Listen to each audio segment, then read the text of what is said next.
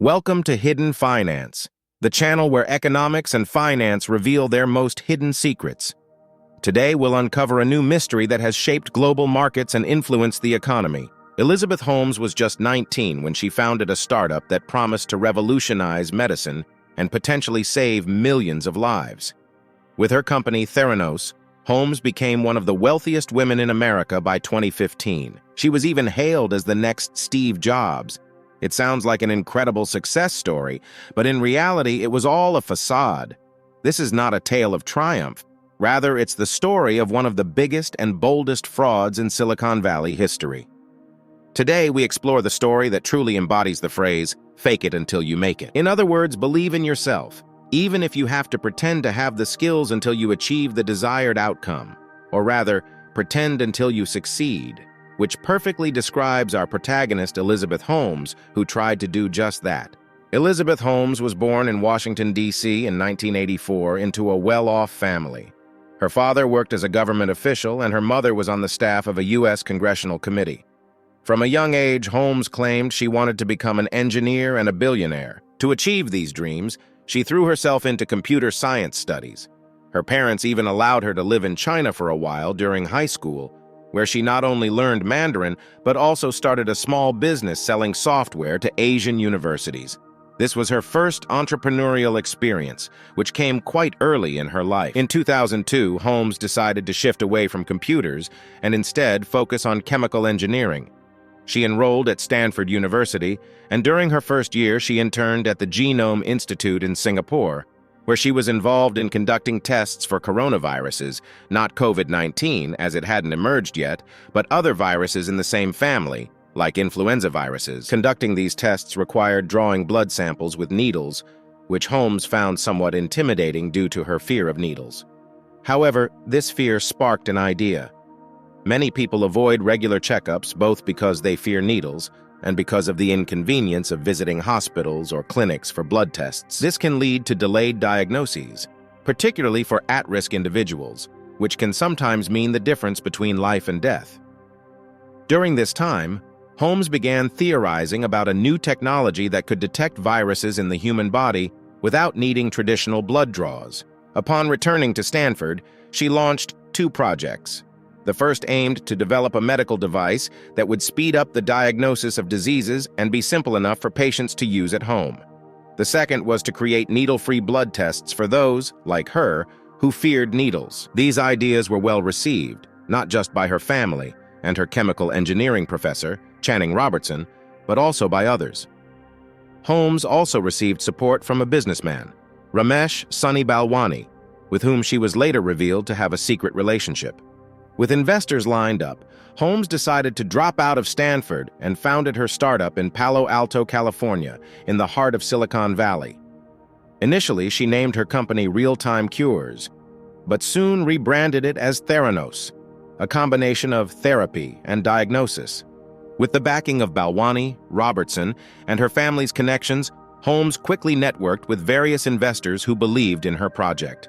One of the earliest backers was venture capitalist Tim Draper, known for his investments in companies like Skype, Tesla, Twitch, and SpaceX. Someone with significant clout in Silicon Valley. By the end of 2004, Holmes had raised nearly $6 million, enabling her to establish a board of directors and assemble a team that included both molecular biologists and designers. Her vision was to create a device capable of performing a wide range of blood tests with just a tiny drop of blood, potentially even detecting heart diseases, cancers, and diabetes in their early stages. Years went by, and after 3 years of development in 2007, Theranos unveiled its definitive prototype, the Edison. According to Holmes, the Edison could perform various tests using only a single drop of blood from a fingertip. Once the blood sample was placed inside the machine, the Edison could allegedly conduct up to 200 types of tests, including those for HIV. Not only that, but the Edison was also supposed to be small, simple, and affordable, making it accessible for anyone to use at home. This represented a significant breakthrough because traditional blood tests require much larger samples, especially for more complex analyses. Each test must be conducted following specific procedures and typically requires trained professionals, which drives up costs. In the US, healthcare costs are already notoriously high. For example, a general blood test from a major company like LabCorp costs about $99, while a test for anemia can run up to $179. Therefore, a machine capable of analyzing a drop of blood in a short time would be a game changer, potentially saving hundreds or even thousands of dollars per patient. Yet, the development of Edison proceeded quietly, with no announcements or updates on the company's website. This silence was partly due to skepticism within the scientific community about Holmes's technology. There was no evidence that Edison would work, and its promises sounded like science fiction to experts in the field. Nonetheless, as long as development continued behind closed doors, there was nothing to challenge. In fact, thanks to Holmes's charisma, investors kept pouring in. By mid-2010, Theranos had secured $45 million in venture capital investments. However, after 2010, Holmes could no longer rely solely on her charm to convince investors. This is where the fake-it-until-you-make-it approach truly began. By 2010, Holmes had not yet perfected her Edison machine. In the meantime, however, Theranos had become a unicorn, a privately held startup valued at over $1 billion. In 2011, things started to shift. Balwani, who had become Holmes's right-hand man, managed to secure two major partnerships for Theranos: Walgreens, a pharmaceutical retail giant, and Safeway, a chain of supermarkets. As negotiations progressed, Holmes sought to bolster the legitimacy of her startup by inviting former U.S. Secretary of State George Shultz to join Theranos' board of directors. By early 2012, Theranos finalized another deal with Safeway, which agreed to invest $350 million to build small clinics within 800 of its stores. These clinics would allow customers to use the Edison machine for testing. Safeway CEO Stephen Bird invested so much money because he trusted Holmes's charisma. However, if he had scrutinized Theranos more closely, he might have noticed that very few tests had been conducted on actual patients, raising doubts about the machine's ability to deliver on Holmes's promises. Despite this, almost no one raised any suspicions.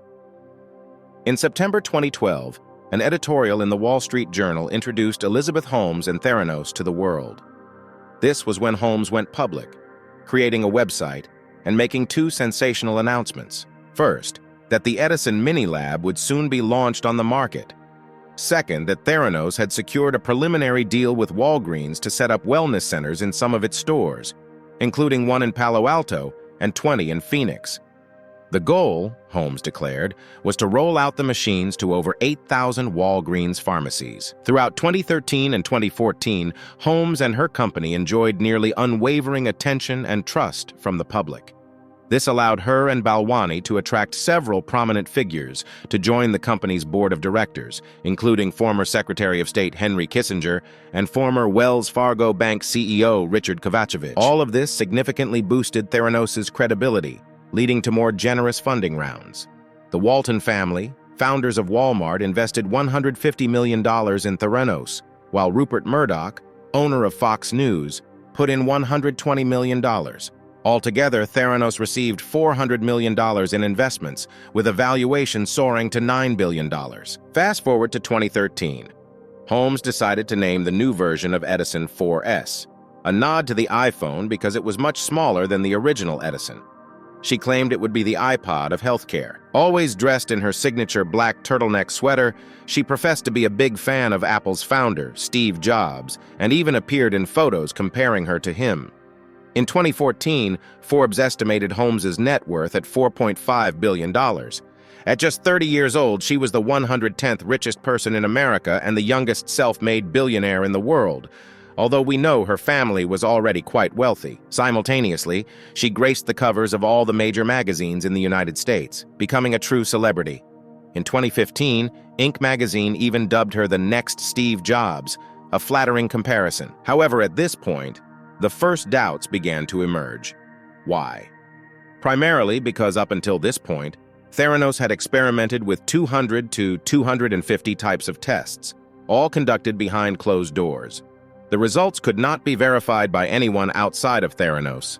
and the scientific community remained very skeptical about the company's technology. After all, it had never been analyzed or evaluated by independent experts, as is standard in the medical field. To professionals, it all seemed too good to be true, something that, if it worked, would undoubtedly deserve a Nobel Prize. Holmes claimed she didn't share information to protect her project from being stolen, not even with the FDA, the federal body responsible for approving food and medical products in the U.S. Because of a legal loophole, the startup was able to sell its tests directly to the public without undergoing standard regulatory reviews, and it did so at rock-bottom prices. For example, a standard lab cholesterol test costs $50, while Theranos offered it for just $2.99. Meanwhile, the Edison 4S had arrived at Safeway and Walgreens, and customers were already using the first models. But almost immediately, the first problems appeared. Many people noticed that, despite the promise of collecting a small drop of blood from a fingertip, sometimes the machine required a larger quantity. Moreover, to deliver the results, the Edisons didn't just rely on a single blood drop, but also needed to access traditional blood testing methods, meaning they were essentially standard blood tests with no breakthroughs in the technology. Then, in 2015, a shocking revelation surfaced. Holmes had falsified her certifications. At this point, the Wall Street Journal and some scientists began to investigate the company's tests and internal operations. In October 2015, journalist John Carreyrou, who had received several whistleblower tips, released an explosive article titled "Hot Startup Theranos Has Struggled with Its Blood Test Technology." The article highlighted that most of the tests did not actually function as Holmes had promised, and that her claims of having conducted tests on hundreds of patients were false. The journalist later reported receiving numerous threatening letters from Theranos' lawyers. However, these legal threats did not deter him. On the contrary, he began scrutinizing the company even more closely. By 2016, the truth was becoming more evident. Holmes' technology was nothing more than a pipe dream that had never existed. The Edison machines did not work, and some of them never would. The company's value started to plummet, and investors withdrew their funds. Walgreens and Safeway severed all ties with Theranos, while its laboratories in Arizona and California shut down, dismissing over 340 employees. Meanwhile, Holmes tried to revamp her company with the help of David Boies, a famous lawyer, but to no avail. Holmes and Balwani were subsequently banned for 2 years from managing any medical-related companies and sued by multiple investors. By 2018, Theranos was officially bankrupt, and in 2020, Holmes and Balwani were charged with fraud and conspiracy. This past January 2022, a federal court in San Jose, California, sentenced Holmes to 11 years in prison for defrauding investors, with another trial set to determine restitution amounts. Holmes is not yet incarcerated but is under house arrest, awaiting the outcome of her appeals. The question remains, did Holmes act out of malice or naive ambition? Her fate seems sealed, but her story should serve as a warning to everyone. Even in Silicon Valley, where risks and innovations are the norms, rules and ethics should not be forgotten. Holmes' case remains a complex one. She managed to amass enormous sums of money from prestigious investors, all on empty promises and shattered dreams. Hers is a story of deception at the heart of the American dream, a tale that reminds us all of the thin line between visionary ideas and fraud. If you enjoyed the video, leave a like and subscribe so you don't miss the next mysteries of the economic world. But what's your opinion? Share it in the comments.